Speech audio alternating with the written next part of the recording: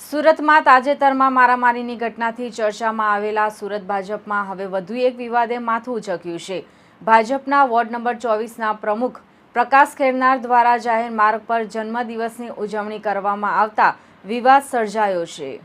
આ ઉજવણીનો video social મીડિયામાં વાયરલ થતાં સુરત પોલીસની કાર્યવાહી પર સૌની નજર ટકેલી છે, કારણ કે જાહેર માર્ગો પર આવી ઉજવણી કરવા પર સુરત પોલીસે સ્પષ્ટ પ્રતિબંધ મૂક્યો છે। પ્રાપ્ત માહિતી મુજબ ભાજપ વોર્ડ નંબર 24ના પ્રમુખ પ્રકાશ ખેરનારે પોતાનો જન્મદિવસ ઉધના વિસ્તારમાં ધામધૂમથી ઉજવ્યો હતો। આ ઉજવણી ઉધનામાં આવેલી સાંઈબાબા સોસાયટીના ગેટ પર જાહેર માર્ગ પર કરવામાં આવી હતી। ખેરનારે પોતાના કાર્યકર્તાઓ સાથે મળીને જાહેર માર્ગ પર કેક કાપી હતી અને આ દરમિયાન તેમના સમર્થકો દ્વારા રસ્તા પર જોરદાર ફટાકડાઓ ફોડીને ઉજવણી કરવામાં આવી હતી, જેના કારણે ટ્રાફિક અને સામાન્ય જનતાને હાલાકી ભોગવવી પડી હોવાનું પણ સામે આવ્યું છે।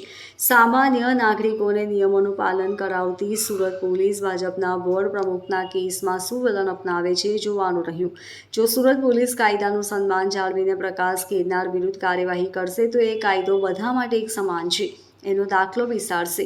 આ મામલે ઉધના પોલીસ દ્વારા હવે કયા પગલાં ભરવામાં આવે છે અને જાહેર માર્ગ પર થયેલી ઉજવણી બદલ પ્રમુખ સામે જાહેરનામાના ભંગ બદલ કોઈ ગુનો દાખલ થાય છે કે કેમ તેના પર સૌની નજર ટકેલી છે।